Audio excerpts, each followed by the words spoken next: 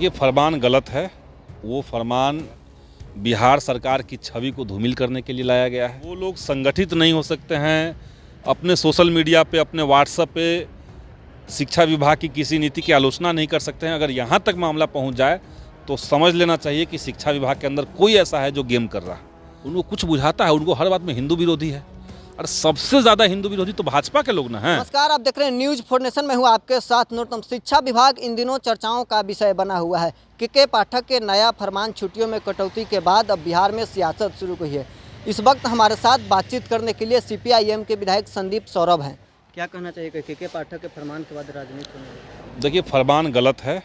वो फरमान बिहार सरकार की छवि को धूमिल करने के लिए लाया गया है, और बिहार जो लोकतंत्र की जननी है, वैसे राज्य में ये कहा जाए कि कोई भी टीचर जो हैं, और 5 लाख की आबादी शिक्षकों की है बिहार के अंदर, तो वो लोग संगठित नहीं हो सकते हैं अपने सोशल मीडिया पे, अपने व्हाट्सएप पे शिक्षा विभाग की किसी नीति की आलोचना नहीं कर सकते हैं। अगर यहाँ तक मामला पहुँच जाए तो समझ लेना चाहिए कि शिक्षा विभाग के अंदर कोई ऐसा है जो गेम कर रहा है। सरकार को लेकर के जब इतनी अच्छी छवि बन रही है लोगों के अंदर, ये देश महसूस कर रहा है कि भाई बिहार में एक ऐसी सरकार है जो लगातार लोगों को नौकरियों का अवसर दे रहा है। बिहार में एक ऐसी सरकार है जिसने कास्ट सर्वे कराया। केंद्र सरकार और भाजपा के लगातार विरोध के बावजूद कास्ट सर्वे का जो रिपोर्ट आया, उसके आधार पर बिहार में आरक्षण के दायरा को बढ़ाया गया। तो एक पॉजिटिव माहौल देश की जनता के भीतर, बिहार के लोगों के अंदर सरकार के पक्ष में चल रहा था। उस बीच में इस तरह का फरमान लाने का सीधा मतलब है कि शिक्षा विभाग के पाठक जो हैं वो भाजपा के एजेंट के रूप में काम कर रहे हैं। के पाठक भाजपा के एजेंट हैं? मैं तो तर्क के साथ बोल रहा हूँ ना, मैं तो कारण के साथ बोल रहा हूँ कि हैं उनके इस पूरे फरमान से फ़ायदा किसको हो रहा है?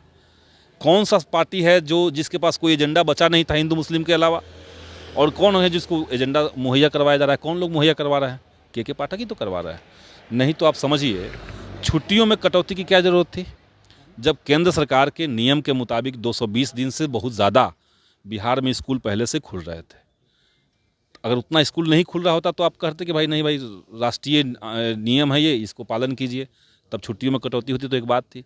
जब पहले से ही उसको बहुत ज़्यादा हम लोग क्रॉस कर चुके थे, तब 1-2 दिन का छुट्टी काट करके एक माहौल ख़राब करना, ये क्यों किया गया? कोई पीछे इसका तर्क नहीं था।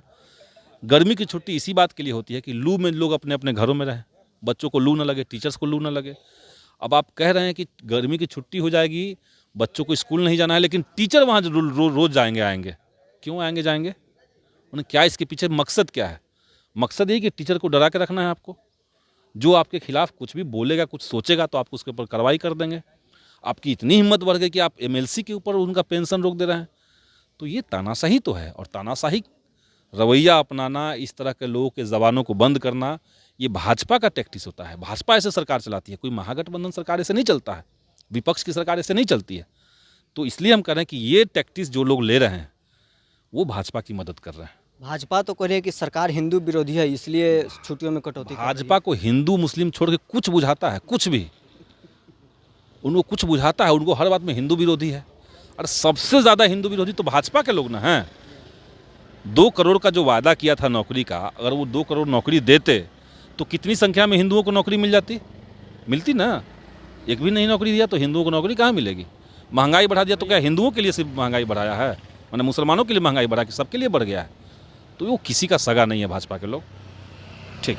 तो आपने सुना क्या कुछ कह रहे थे संदीप सौरभ। आप बने रहे न्यूज फॉर नेशन के साथ।